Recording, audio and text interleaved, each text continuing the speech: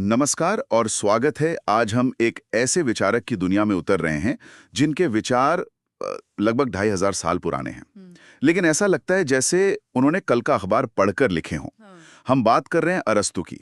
हमारे पास उनके राजनीतिक दर्शन का एक बेहतरीन सार है और आज हम इसी के जरिए ये समझने की कोशिश करेंगे कि क्या अरस्तू आज की हमारी राजनीति को, हमारे समाज को पहले ही देख चुके थे। हमारा मकसद सिर्फ ये जानना नहीं है कि उन्होंने क्या कहा, बल्कि ये समझना है कि उनके विचार आज हमारे लिए इतने जरूरी क्यों हैं। तो चलिए शुरू करते हैं। अरस्तू की एक बहुत मशहूर बात है, इंसान स्वभाव से एक राजनीतिक प्राणी है। इसे अक्सर दोहराया जाता है, लेकिन इसका असली मतलब क्या है? क्या सिर्फ वोट देना या राजनीति पर बहस करना काफी है? ये लाइन उनके पूरे दर्शन की, आप कह सकती हैं, चाबी है। अच्छा। जब अरस्तू राजनैतिक प्राणी कहते हैं तो उनका मतलब ये नहीं कि इंसान को राजनीति में दिलचस्पी होती है। उनका मतलब है कि इंसान का पूरा विकास, उसकी पूरी क्षमता समाज या राज्य के बिना हासिल हो ही नहीं सकती। उनके लिए राज्य कोई ऊपर से थोपी हुई या कोई बनावटी चीज नहीं थी जी। ये एक स्वाभाविक विकास था। देखिए, इंसान को जरूरतें होती हैं, तो उसने परिवार बनाया, कई परिवार साथ आए तो गांव बना, और गांवों से राज्य। बिल्कुल। और जब कई गांव एक साथ आत्मनिर्भर हो गए और उन्होंने एक साझा जीवन जीना शुरू किया, तो पोलिस यानी नगर राज्य का जन्म हुआ। ये विकास का अंतिम और सबसे उत्तम चरण है। अच्छा, तो ये एक जरूरत है, कोई कॉन्ट्रैक्ट या एग्रीमेंट नहीं। जैसे हमें खाने और सोने की जरूरत होती है, वैसे ही एक समाज या राज्य में रहने की भी। लेकिन अगर राज्य बन भी गया तो उसका काम क्या है? क्या वो बस एक तरह की सुपर सिक्योरिटी एजेंसी है जिसका काम हमें बाहरी खतरों से बचाना और अंदर लॉ एंड ऑर्डर बनाए रखना है? और यही अरस्तू वो बात कहते हैं जो आज के दौर में सबसे क्रांतिकारी लगती है। उनके लिए राज्य सिर्फ जीने के लिए नहीं बना है, बल्कि अच्छा जीवन जीने के लिए बना है। अच्छा जीवन? हाँ, सिर्फ जीना तो जानवरों का भी होता है, खाना, सोना, अपनी सुरक्षा करना। लेकिन अच्छा जीवन का मतलब है एक नैतिक, एक बौद्धिक और गुणी जीवन। एक ऐसा माहौल जहां नागरिक सिर्फ जिंदा न रहें, बल्कि अपनी क्षमताओं का सर्वोच्च विकास कर सकें। वाह, ये तो बहुत ही अलग सोच है। मतलब राज्य एक तरह से हमारे कैरेक्टर के लिए जिम है, सिर्फ हमारी प्रॉपर्टी के लिए सिक्योरिटी गार्ड नहीं। आज तो हम सरकारों को जीडीपी, रोजगार, इंफ्रास्ट्रक्चर, इन सब पर आंकते हैं। अरस्तू कह रहे हैं कि सरकार का असली काम हमें एक बेहतर इंसान बनाना है। ये तो पूरी परिभाषा ही बदल देता है। बिल्कुल। राज्य एक नैतिक परियोजना है, सिर्फ एक प्रशासनिक इकाई नहीं। लेकिन यहीं से एक बहुत मुश्किल सवाल भी खड़ा होता है। क्या? अगर राज्य का मकसद नागरिकों को बेहतर बनाना है, तो फिर सवाल उठता है कि अरस्तू की नजर में नागरिक है कौन? हाँ, ये एक बहुत अहम सवाल है। आज तो एक देश में रहने वाला हर व्यक्ति नागरिक है, पर मुझे शक है कि अरस्तू के समय में ऐसा नहीं था। तो उनकी परिभाषा क्या थी? कौन था असली नागरिक? उनकी परिभाषा आज के लिहाज से बहुत सीमित और चौंकाने वाली है। उनके अनुसार नागरिक केवल वही व्यक्ति है जो राज्य के न्यायिक और विधायी कामों में सीधे तौर पर हिस्सा लेने की क्षमता रखता हो। आसान भाषा में कहें तो जो कानून बनाने और न्याय करने की प्रक्रिया का हिस्सा हो, जो शासन कर भी सके और जिस पर शासन किया भी जा सके। इसका मतलब तो ये हुआ कि आबादी का एक बड़ा हिस्सा तो नागरिक था ही नहीं। बिल्कुल। एक बहुत बड़ा हिस्सा बाहर था। कौन लोग थे? अपनी इसी परिभाषा के आधार पर और उस समय की सामाजिक व्यवस्था के चलते उन्होंने दास, मजदूर और औरतों को नागरिक नहीं माना। ठीक है, ये बताना बहुत जरूरी है कि आज के समय में ये विचार बिल्कुल भी स्वीकार्य नहीं है और इसे उनके दर्शन का एक बेहद विवादित हिस्सा माना जाता है। लेकिन मैं उनके तर्क को समझना चाहता हूँ। उनका लॉजिक क्या था? एक कारीगर या किसान नागरिक क्यों नहीं हो सकता था? उनका तर्क अवकाश यानी लेजर की धारणा से जुड़ा था।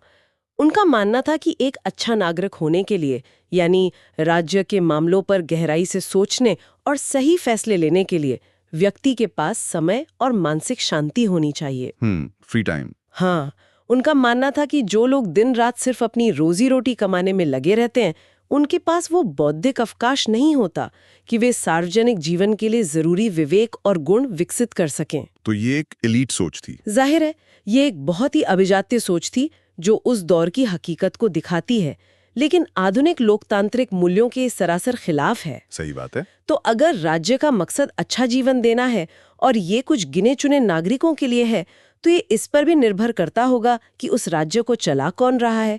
यहीं से सरकारों के प्रकार की बात आती होगी। बिल्कुल। और ये वो मैदान है जहां अरस्तू का काम आज भी राजनीति विज्ञान की नींव माना जाता है। उन्होंने सरकारों को बांटने के लिए दो बहुत ही सरल और तार्किक पैमाने बनाए। क्या थे वो? एक व्यक्ति, कुछ लोग या बहुत सारे लोग? ठीक है। और दूसरा, जो कि ज्यादा जरूरी है, उनका मकसद क्या है? क्या वो पूरे समाज के हित में काम कर रहे हैं या सिर्फ अपने निजी स्वार्थ के लिए? एक, कुछ और सब, और नियत अच्छी है या बुरी, तो इन पैमानों पर अच्छी सरकारें कौन कौन सी हुई? जब एक व्यक्ति सबकी भलाई के लिए शासन करे तो वो है राजतंत्र, मोनार्की। ओके। जब कुछ श्रेष्ठ, ज्ञानी और गुणी लोग मिलकर सबके हित के लिए शासन करें तो वो है एरिस्टोक्रेसी, यानी कुलीन तंत्र। हाँ। और जब आम जनता, खासकर मध्यम वर्ग, संविधान के हिसाब से सबके हित में शासन करे तो वो है पॉलिटी, संवैधानिक तंत्र। एक मिनट, आपने कहा कुछ श्रेष्ठ ज्ञानी लोग, लेकिन ये कौन तय करेगा कि श्रेष्ठ कौन है? क्या इसमें अपने आप में ही भ्रष्टाचार की गुंजाइश नहीं है कि कुछ अमीर और ताकतवर लोग खुद को श्रेष्ठ घोषित कर दें और राज करने लगें? बेहतरीन सवाल। और अरस्तू कहते हैं कि होता भी बिल्कुल यही है। हर अच्छे शासन के रूप में बिगड़ने की क्षमता होती है। अच्छा। और जब अरिस्टोक्रेसी यानी श्रेष्ठ लोगों का राज बिगड़ता है और उसमें गुणी लोगों की जगह सिर्फ कुछ अमीर लोग अपने वर्ग के हित साधने लगते हैं तो वो बन जाता है ओलिगार्की, यानी धनिक तंत्र। तो अच्छे रूप स्थायी नहीं है। नहीं। राजतंत्र का क्या होता है? जब राजा सबकी भलाई छोड़कर सिर्फ अपनी ताकत और खजाना भरने में लग जाए तो राजतंत्र बन जाता है तानाशाही, टायरेनी। और वो सबसे बुरा रूप है। हाँ, शासन का सबसे बुरा रूप। और पॉलिटी, उसका बिगड़ा हुआ रूप क्या है? यहाँ पर मुझे सबसे ज्यादा हैरानी होती है क्योंकि अरस्तू ने डेमोक्रेसी यानी लोकतंत्र को एक बिगड़ा हुआ रूप माना था। आज तो हम लोकतंत्र को शासन का सबसे अच्छा रूप मानते हैं। वो ऐसा क्यों सोचते थे? यहाँ ये समझना बहुत जरूरी है कि अरस्तू जिस डेमोक्रेसी की बात कर रहे थे वो आज के हमारे प्रतिनिधि लोकतंत्र से बहुत अलग थी। अच्छा, उनके समय में डेमोक्रेसी का मतलब था भीड़ का शासन या गरीबों का शासन। एक ऐसी व्यवस्था जहां गरीब, जो संख्या में ज्यादा होते हैं, अपनी ताकत का इस्तेमाल सिर्फ अपने वर्ग के हित साधने के लिए करते हैं और अमीरों या दूसरे वर्गों के हितों को कुचल देते हैं। बिल्कुल। तो मतलब अरस्तू के लिए डेमोक्रेसी एक तरह का क्लास वॉरफेयर था, जहां गरीब बहुमत में होने का फायदा उठाकर अमीरों के खिलाफ नीतियां बनाते। ये तो आज के पॉपुलिज्म या लोक लुभावनवाद की बहस जैसा नहीं लगता? बिल्कुल, ये आज की लोक लुभावनवाद की बहस का केंद्र है। अरस्तू के लिए असली मुद्दा प्रक्रिया का नहीं, नियत का था। चूंकि डेमोक्रेसी भी ओलिगार्की की तरह सिर्फ एक वर्ग के स्वार्थ पर आधारित थी, इसलिए उन्होंने इसे पॉलिटी का बिगड़ा हुआ रूप माना। अच्छा, पॉलिटी में सब वर्गों का हित देखा जाता है? हाँ, जबकि डेमोक्रेसी में सिर्फ बहुसंख्यक गरीबों का। जब ये सभी व्यवस्थाएं बिगड़ सकती हैं तो फिर समाधान क्या है? अरस्तू ने किस व्यवस्था को सबसे व्यावहारिक और स्थिर माना? आपने पॉलिटी का जिक्र किया था, जो मध्यम वर्ग का शासन है। उन्होंने मध्यम वर्ग पर इतना भरोसा क्यों किया? उनका विश्लेषण सिर्फ राजनीतिक नहीं बल्कि बहुत गहरा मनोवैज्ञानिक और सामाजिक था। वो कहते थे कि समाज में हमेशा दो अतिवादी छोर होते हैं, एक तरफ बहुत अमीर और दूसरी तरफ बहुत गरीब। बहुत अमीर लोग अक्सर अहंकारी होते हैं, नियमों को तोड़ने वाले और सत्ता के भूखे। वहीं बहुत गरीब लोग अक्सर अभाव, ईर्ष्या और अपमान से भरे होते हैं और क्रांति के लिए आसानी से तैयार हो जाते हैं। और मध्यम वर्ग इन दोनों के बीच एक बफर जोन या शॉक एब्जॉर्बर की तरह काम करता है। एकदम सही। मध्यम वर्ग न तो अमीरों की तरह इतना ताकतवर होता है कि कानून को अपनी जेब में रखें, राइट, और न ही गरीबों की तरह इतना हताश कि सिस्टम को उखाड़ फेंकना चाहे। वो तर्क और कानून का सम्मान करता है क्योंकि उसी से उसकी सुरक्षा होती है। इसीलिए अरस्तू ने कहा था कि जिस राज्य में मध्यम वर्ग बड़ा और मजबूत होता है वो राज्य सबसे ज्यादा स्थिर और शांत होता है, वो अतिवाद से बचा रहता है। ये बात तो आज भी 100% सच लगती है। कमाल की बात है। अरस्तू हजारों साल पहले ही आज की सबसे बड़ी राजनीतिक बहस की जड़ पकड़ चुके थे। जब भी किसी समाज से मध्यम वर्ग गायब होने लगता है तो वो दो हिस्सों में बंट जाता है। एक अमीर वर्ग जो सत्ता बचाना चाहता है और एक गरीब वर्ग जो सिस्टम को उखाड़ फेंकना चाहता है। यही तो ध्रुवीकरण है, पोलराइजेशन। बिल्कुल। उन्होंने हमें इसका इलाज और खतरे दोनों बता दिए थे और स्थिरता के लिए उन्होंने एक और चीज पर बहुत जोर दिया, जो शायद उनकी सबसे बड़ी देन है। वो क्या है? किसी एक व्यक्ति के शासन से हमेशा बेहतर होता है कानून का शासन। रूल ऑफ लॉ ये आज हर संविधान की आत्मा है, पर एक बहुत बुद्धिमान और नेक राजा के शासन से कानून का शासन बेहतर क्यों है?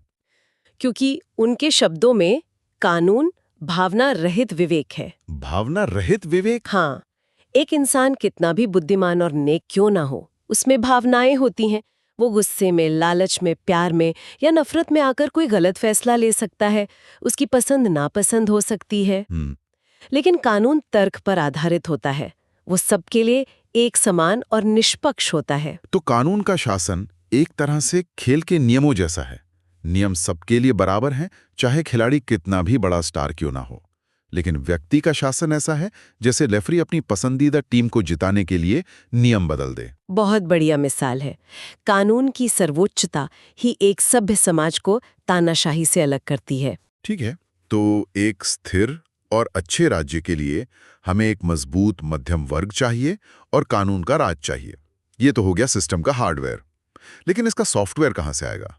वो अच्छे नागरिक कहाँ से आएंगे जो इस सिस्टम को चलाएंगे? अरस्तु के अनुसार इसका सिर्फ एक ही जवाब है, और वो है शिक्षा। शिक्षा? हाँ, और ये किसी परिवार या प्राइवेट संस्था की नहीं, बल्कि राज्य की सबसे बड़ी और सबसे जरूरी जिम्मेदारी है।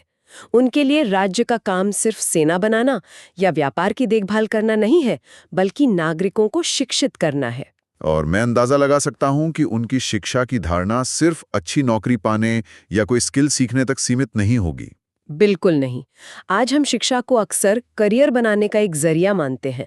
अरस्तु के लिए शिक्षा का मुख्य और एकमात्र उद्देश्य एक अच्छा और नैतिक इंसान बनाना था।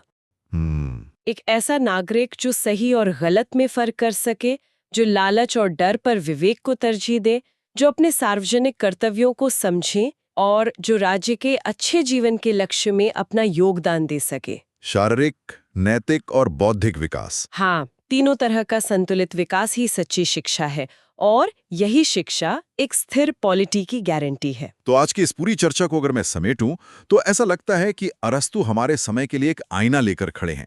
हमने देखा कि कैसे राज्य का असली मकसद सिर्फ आर्थिक विकास नहीं, बल्कि नागरिकों का नैतिक विकास है।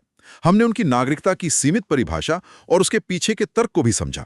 और सबसे जरूरी बात, हमने देखा कि कैसे एक कमजोर होता मध्यम वर्ग समाज को ध्रुवीकरण की ओर ले जाता है, और कैसे कानून का राज ही हमें किसी एक व्यक्ति की मनमानी से बचाता है। बिल्कुल, और ये विचार आज हमें ये सोचने पर मजबूर करते हैं कि एक समाज के तौर पर हमारी प्राथमिकताएं क्या हैं। क्या हम सिर्फ जीने के इंतजाम में लगे हैं, बेहतर इकोनॉमी, ज्यादा पैसा, ज्यादा खपत, या हम अच्छा जीवन जीने के बारे में भी सोच रहे हैं? बेहतर नागरिक, ज्यादा न्याय, ज्यादा आपसी समझ। अरस्तु हमें याद दिलाते हैं कि राज्य का उद्देश्य बहुत महान है। और जाते जाते एक सवाल उन सभी के लिए जो हमें सुन रहे हैं। अरस्तु का मानना था कि शिक्षा का पहला काम एक अच्छा नागरिक बनाना है और उसके बाद एक अच्छा पेशेवर या वर्कर। जरा सोचिए, आज की हमारी पूरी शिक्षा व्यवस्था, हमारे स्कूल, हमारे कॉलेजेस, इन दोनों में से किस पर ज्यादा जोर दे रहे हैं? और इसके नतीजे हम अपने समाज में हर रोज क्या देख रहे हैं?